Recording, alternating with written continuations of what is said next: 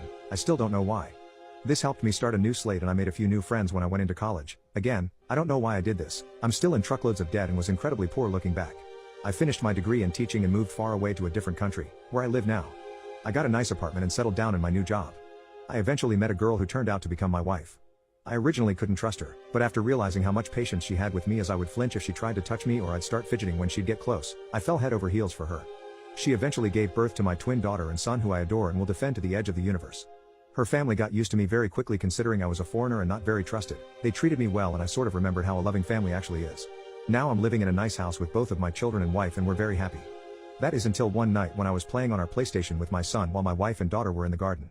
There's a knock on the door, and lo and behold my father is there. He smiled weakly and began to speak, but I slammed the door so hard I scared my son. I took him to his room and called for my wife to take my daughter to her bed. She was freaking out and so was I. My father kept knocking on the door and I just broke down in the moment. My wife comforted me and then answered the door for me. She asked who he was and he said he was my father. I had given my wife a vague background of me and she had nothing but sorrow for me. She looked pissed understandably and began to scream at my father for abandoning me and whatnot. After she calmed down, I told her to let him in and for her to go to our kids' bedroom and keep them busy while I talked to my dad. He said that he was doing my ex-girlfriend a favor by clearing some stuff on her phone, and while he was clearing out some messages on her phone, he saw a conversation between her and the guy she was cheating on me with, basically expressing the guilt for ruining my life and that she wanted to take it all back. My father didn't confront her as he wasn't ready to bring back a dead situation but silently began to hunt for me to tell me that he believed me. I don't even know how he found me. Eventually, I came to the decision that I would not reconcile with my father. I simply couldn't find it in myself to forgive him. I visited my father in his hotel and I told him that I wouldn't reconcile with him or anything like that. He had tears in his eyes but was understanding. He said he told my mother about her and cut my ex-girlfriend off from the family entirely. I asked him why there was still contact and he said that she apparently felt too guilty to really let us go. I'm not too inclined to believe it as were many of you, but it's closure enough for me. Apparently, my mother didn't take the news too well and tried to get my phone number, but my father didn't let her. Not sure what I could really trust given that I feel most of it is just a ploy to get me back into their lives, but after they threw me out onto the streets like a rabid dog it just makes me sick. My son did end up asking who was at the door, but I told him that it was a colleague. I plan to tell both of them what happened to me in my past when they're older or going through tough times to let them know that I understand. I recently had an incident with my family involving them breaking a promise. It angered me incredibly, and after a lot of thought, I decided I would face them directly. I flew back to my home country and met with everybody involved, my mom, dad, brother, and even the girl who accused me. I was nervous of course, but I was shocked when I realized I didn't really see them as family. I recognized them of course, but I didn't see them the way I see my wife, kids, and in-laws. My mother started by breaking into tears and trying to apologize. I just felt disgusted by it. My father comforted my mother and my brother was the one who kept his composure and initiated conversation. He asked me how I was doing and I responded by telling him to cut any small talk and that this meeting was on my terms. I told all of them that I was not looking for reconciliation and I simply wanted closure. I made sure to tell them that I would call the police should they attempt to chase me. I asked my parents why they were so quick to abandon me, even though the police said there was no proof. They said that they made a rash decision and seeing me in custody broke their hearts. I called them out on it since they didn't try to stick up for me or anything. I then asked my brother why he never contacted me. He looked surprised and said that he did, but I just ignored him all that time. Turns out, he was right. My brother had tried hundreds of times to contact me and give me money to get me off of rock bottom, but questioned why I never answered and assumed that I hated him because of what happened. Well, as it turns out, my mother had my contacts blocked on all of her phone plans as she paid for my brother's old phone plan. So I couldn't even receive help when I was completely lost. Then the cherry on top, my ex. I first asked her why she actually did it. She said that she was scared of what would happen and that she never stopped loving me even throughout it all. She said that every session of therapy made her feel even more guilty as she knew it was all fake. She then told me that she hadn't dated anyone since in hopes that I would come back and she could apologize. Because I'm sorry would really reverse time and fix all of it apparently. Even that was a lie because my father said that he found chat logs of 3 different partners she had when I was away. My ex broke down crying and tried to hold my hand. She had the audacity to ask for another chance. This just made me spiteful and I pulled out my phone and began showing all of them hundreds of pictures of my 2 children's milestones and good times my family had together, our visits to cities, their first day of school, both of them and my wife in my arms. I told her that this was what she could have had if she wasn't so stupid, and my parents what they missed out on for not even hearing me out. I had a moment when I thought I had gone too far, but I realized that compared to what they did to me, I hadn't.